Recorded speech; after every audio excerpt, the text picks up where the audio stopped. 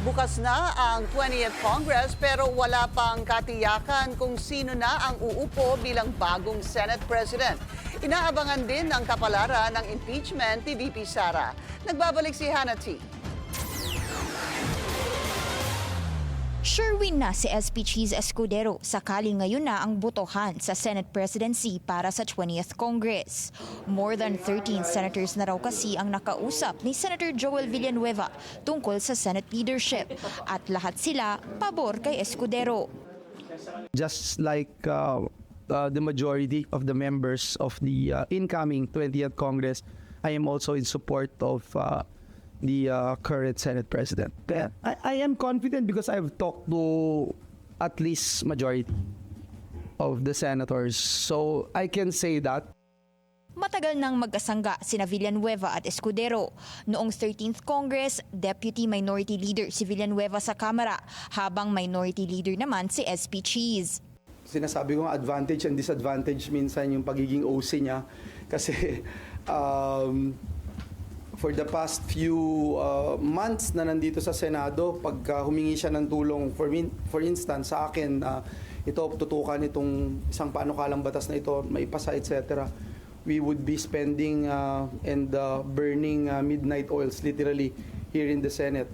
Pero aminado si Villanueva na posible pa ring magbago ang ihip ng hangin sakaling formal nang magbukas ng sesyon ng 20th Congress.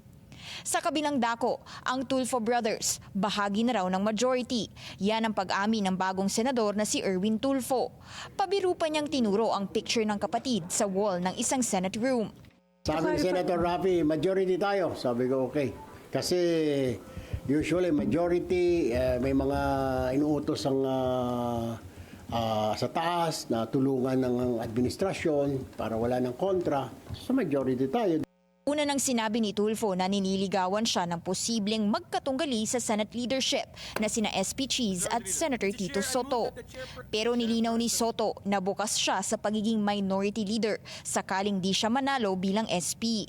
Sa ilalim ng Senate rules, ang mga senador na hindi boboto sa mahihirang na Senate President mapupunta sa minority. Sa gitna ng mga negotiation tungkol sa Senate leadership, usap-usapan din ang posibleng motion ng mga senator judge para i-dismiss na ang impeachment complaint laban kay VP Sara bago pa man ang presentation of evidence. Kailangan lang ng boto ng 2/3 o 16 out of 24 senators para makonvict si VP Sara.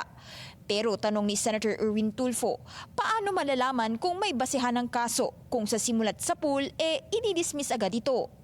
It should go to trial. You cannot just be throwing it away, di ba? Parang there's something, no, there's a violation of the Constitution if we will not go on trial. Ganito rin ang panawagan ni Senator Risa Ontiveros. Para makaboto kami eventually na convict ba, acquit ba, kailangan naming madinig ang mga ebidensya sa bawat article of impeachment. Kailangan naming matignan at mapakinggan ang bawat witness sa bawat article. Due process requires it. At ngayong nagsimula ng 20th Congress, pinaalala ni Ontiveros na dapat nang manumpa ang mga bagong senador bilang senator judges. Para sa agenda, Hannah T, Bilyonaryo News Channel.